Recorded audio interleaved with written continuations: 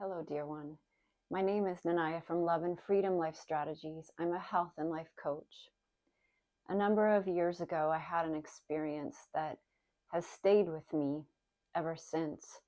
I was visiting my cousin in Vancouver, BC, and I went with her to visit her church that she was quite active in.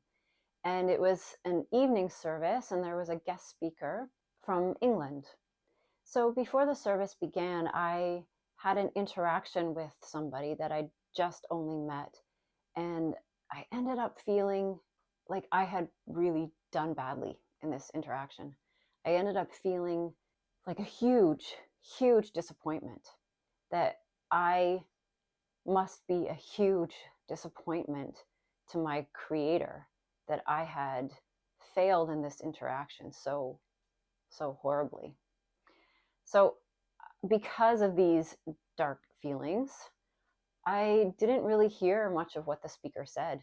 I was absorbed in my own despair and despondency, and quite internally focused, and I couldn't concentrate on what was happening in the service. When the speaker was done, he said, "I want to pray for you."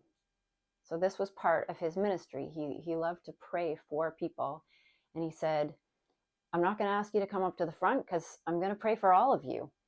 So just start lining up. Get up out of your seats and just line up in the aisle, and I'm going to come one by one and pray for each of you." So that was kind of helpful for me because I'm the person who would never go up to the front for some kind of special blessing. But he just told us he's going to pray for all of us. So I got up obediently and stood in the aisle. And one by one, he came to each person. And he had a little bottle of oil, and he took the oil and he did the sign of the cross on my forehead when he got to me. And he looked at me and he said, "I think I need to tell you that God is saying you have never been a disappointment to him." Well, I lost it. I started bawling my eyes out. God was saying to me, I have never been a disappointment to him. Now, this has stuck with me for a number of reasons. One is the very personal attention that I experienced in that moment. That the creator of the universe heard my thoughts and heard my inner railings and said to this gentleman, "Hey, I need you to speak to her and speak into this." Wow, the personal, special attention. That has really stuck with me. And ever since then, I have prayed for this gift that I might so bless people in this way, to help others understand how personal, how attentive the love and the care of their maker is for them, for you. Another way that this has stuck with me is in my prayers and what I might ask of God when I'm feeling something that's really bringing me down.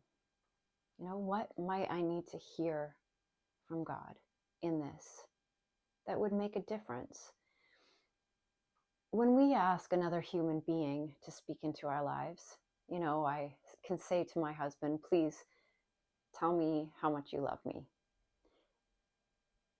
That's a really vulnerable request, and it can backfire because we're not perfect, and so we might not say the thing that our loved one needs to hear from us. But when we ask that kind of question, when we make that kind of request of God, the response we're going to get back is always going to be exactly what we need. God, how do you feel about me? God, speak into this area of my life as I need you to. God, am I a disappointment to you? God, I need to hear that you love me. Do you love me? whatever it is in your life that you need to hear from God, you're allowed to ask that extremely vulnerable question and then listen for the response. And the third reason this has stuck with me, and maybe the most important here really is just an understanding that this would be something God would say to every single one of you. You have never been a disappointment to your Creator. Yes, sometimes our choices probably disappoint God, just like our choices may have disappointed a loving parent. But who you are, your being, your very core, has never been a disappointment to God.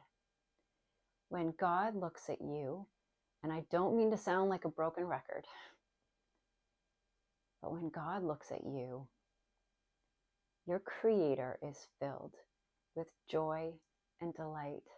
Your Creator is pleased with you as with a beloved daughter or a beloved son.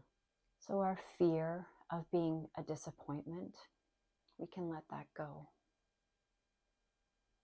Right now, would you with me relax your shoulders for a moment and relax your gaze? And through your nostrils, breathe in love and breathe out fear. Breathe in love and breathe out fear. There is no fear in love.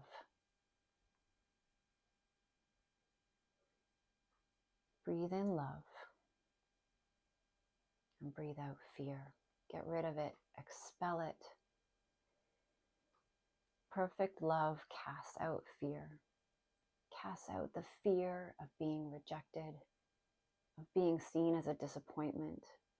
Perfect love casts out the fear of shame.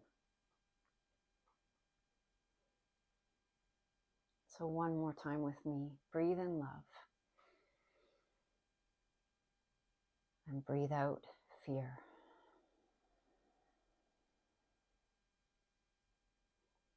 You have never been a disappointment, and you never will be, at least not to the one whose opinion counts.